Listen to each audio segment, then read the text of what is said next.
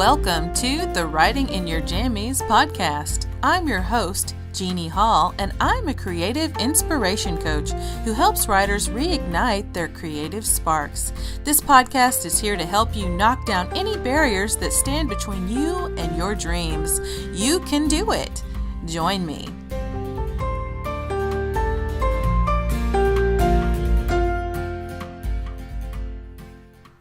Hello, and welcome to the Writing in Your Jammies podcast.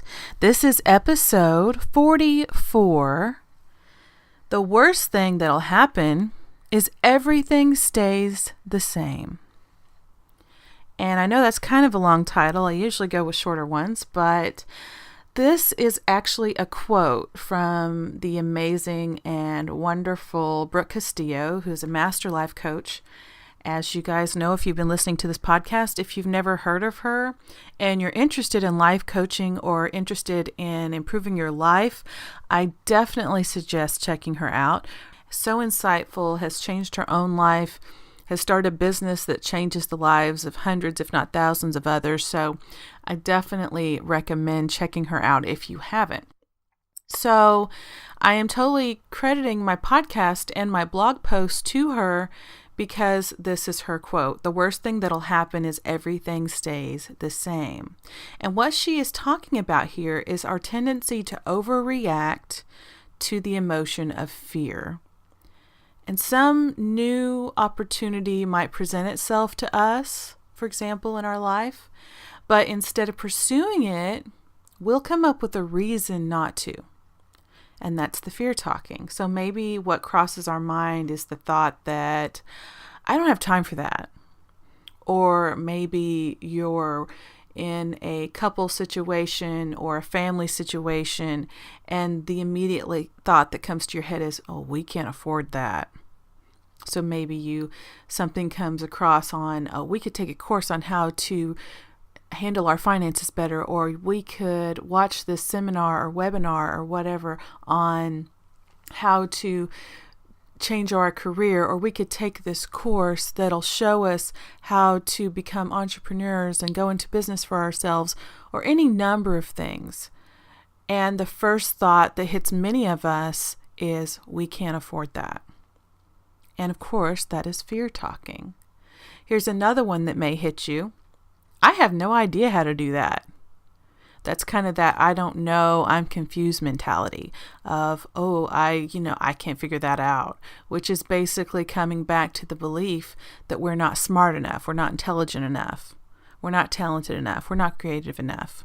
None of which, by the way, is true. Or maybe you're someone who thinks that, well, that's a great idea for my friend so-and-so because they're already really talented and creative and they're already in business for themselves. So maybe I'll pass this along to them, but I would never pursue that for myself because it wouldn't work for me. How many of us have done that, where we question whether or not we could ever do something, but we wouldn't question it for somebody else? If it was somebody else, we might say, oh, well, yeah, they could totally do that. Let me send them the link to that. That's so cool. But we never allow ourselves the thought and the idea that maybe that would be great for us personally too, right? We tell ourselves these things because we get afraid of change. We're afraid to leave our comfort zones. And we get afraid that we might fail. And we're so terrified of that feeling of failure and thinking that we're a failure. A lot of us build up that concept in our own minds to the point where we refuse to take any steps toward it. But here's the thing. What do we accomplish when we talk ourselves out of making a change or talk ourselves out of growing? What happens? Nothing. Not a damn thing. And that can be the worst result in your life in the long run. Because we don't fear receiving more of the same most of the time.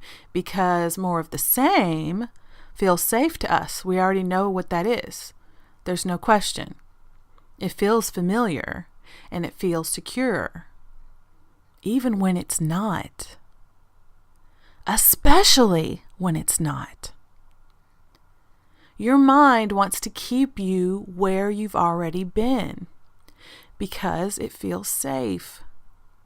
Status quo. Same. And if we do what we've always done, this is your brain thinking, if we do what we've always done, we'll stay safe. We'll stay alive. That primitive mind of ours, right? But what if that's a lie? If I had continued to eat massive amounts of sugar and processed carbohydrates after receiving the news that I'd become a diabetic, I'm pretty sure my diabetes would have gotten worse instead of better. And if you know anything about diabetes, that can mean anything from blindness to losing limbs to death.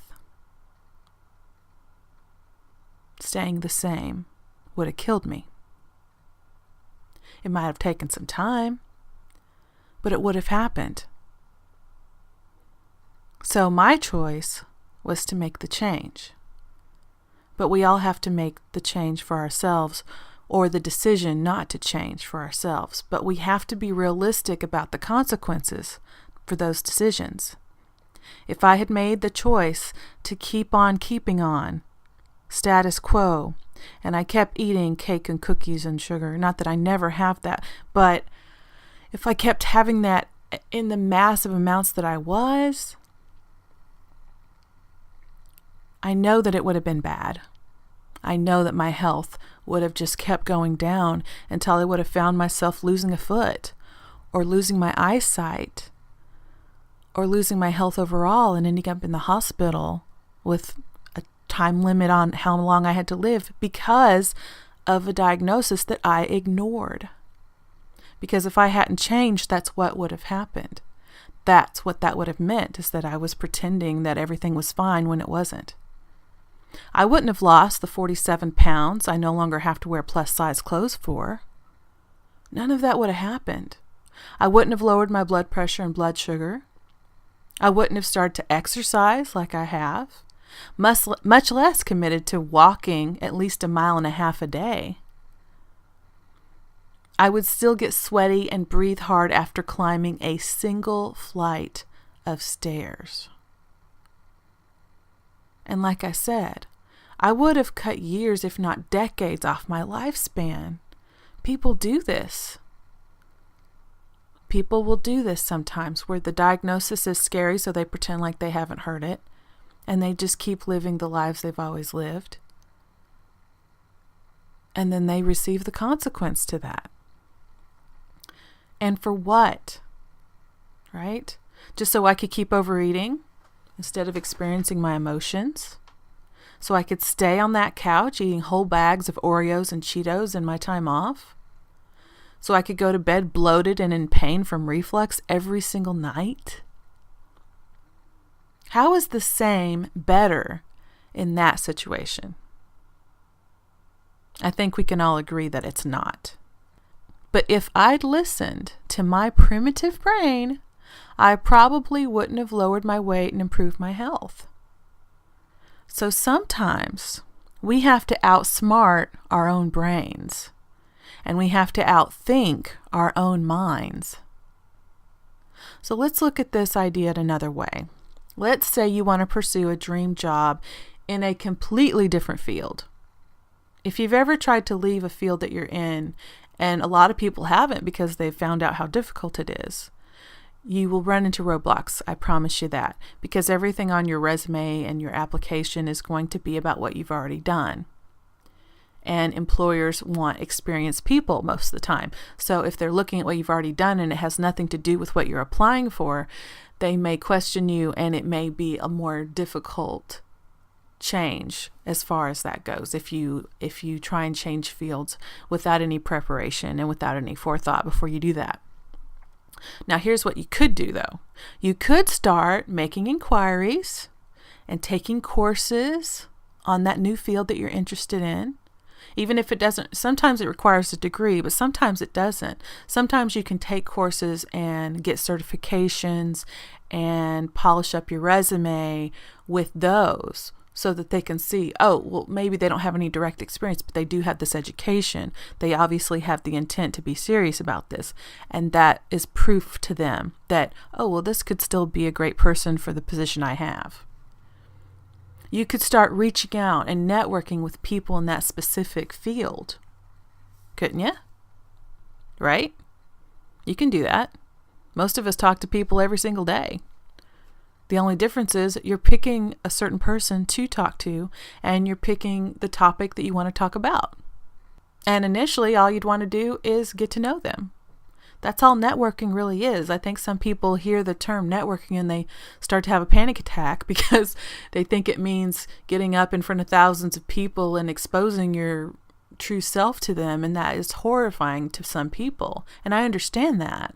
But really all networking is being willing to go and sit by a complete stranger and shake their hand, or just, even if you don't want to shake their hand, just being willing to say, hi, how are you? My name's Jeannie.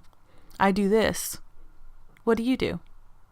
That is all networking is. It really isn't as scary as we think it is sometimes. Another thing you could do if you're looking to make a change is you could start picturing yourself doing what it is that you want to do, what it is that you love, rather than being bored and stressed out doing what you're doing right now.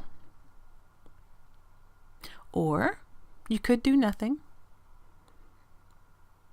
You could keep things exactly the way they are now. And what will happen if you do nothing? You won't make networking connections. You won't have a fresh new resume. You won't obtain any new degrees or certifications. You won't leave where you are right now. You won't leave your comfort zone, and you won't experience growth. And that is your choice. So think about this. Which option feels better? To stay where you are, or to risk a change? Because what you really need to weigh is whether you'll feel better in your current circumstances or in new circumstances. And if the worst thing that happens is that you go back to where you are right now, is that so scary?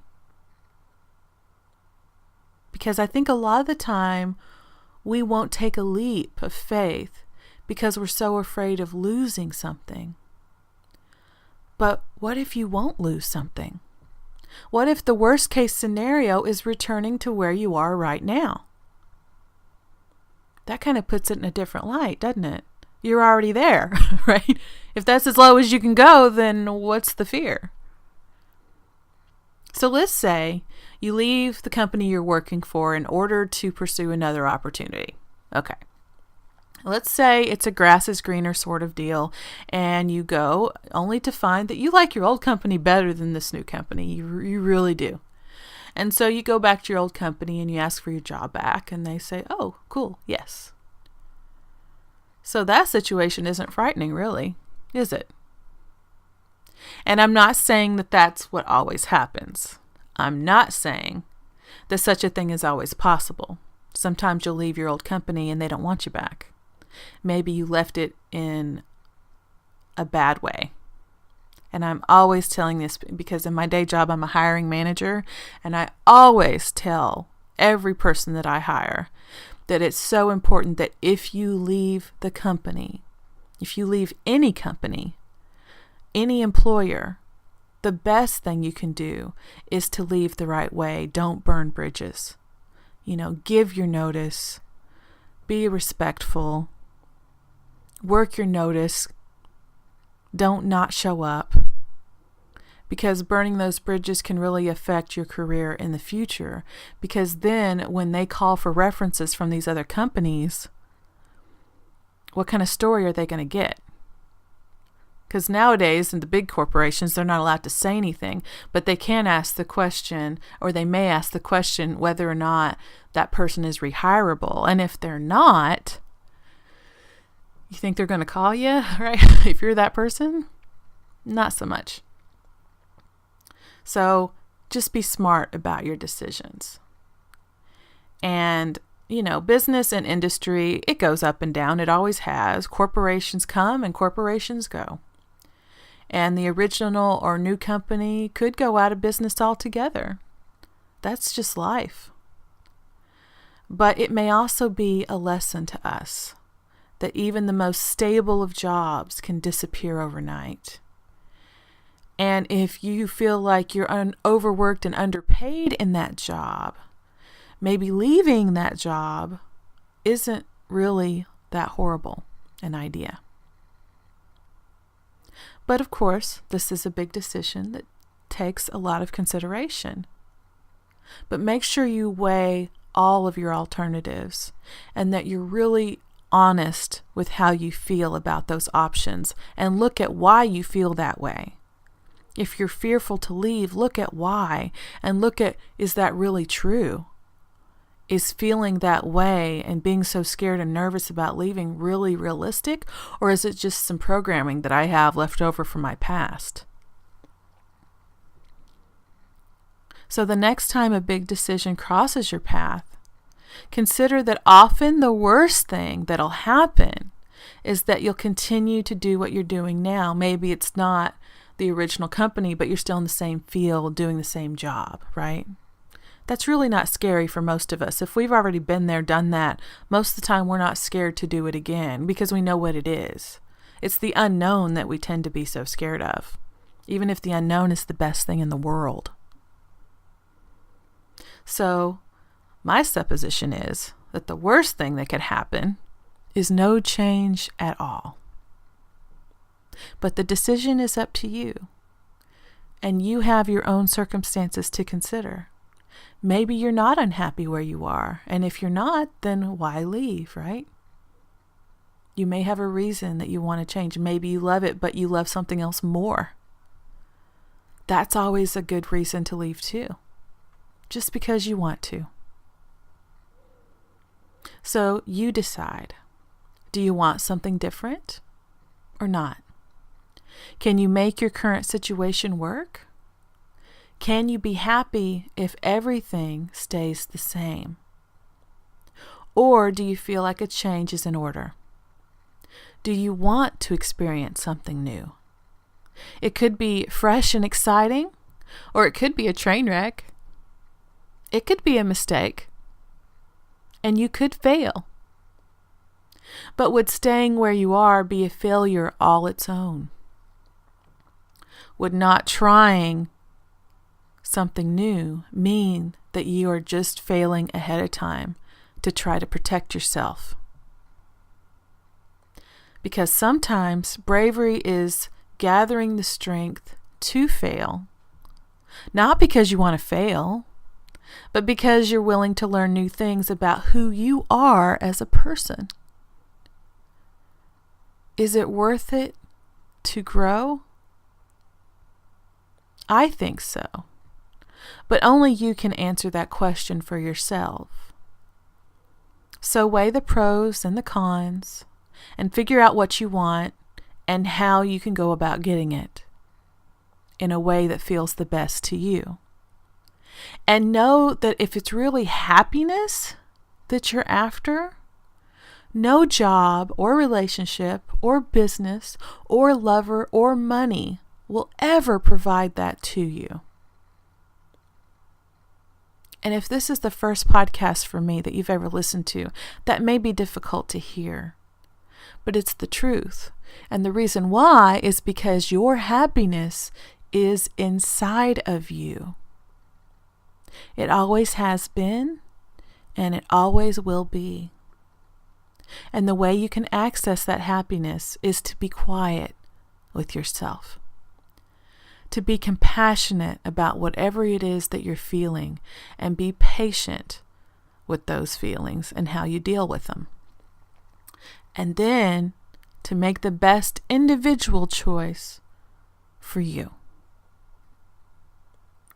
All right, guys, if you like this content, please share it. That would be lovely, especially with someone you love. And if you want to hear more of this kind of thing and you like to receive notifications or emails. You can sign up to receive notifications of when a new blog or podcast or post downloads via this link I have at the bottom of the show notes. Go click on that if you haven't already, and that will give you the notification of when a new one comes out. I do upload every Wednesday and Saturday. I did have some kind of weird glitch where they all downloaded within a day or two of each other. I do apologize. Hopefully I've got that fixed now, and hopefully this one will go out Saturday on the 10th like it's supposed to in February. We'll see. I'm working on that. So thanks so much for listening, and as always, have a beautiful day, week, month, and year. Bye-bye.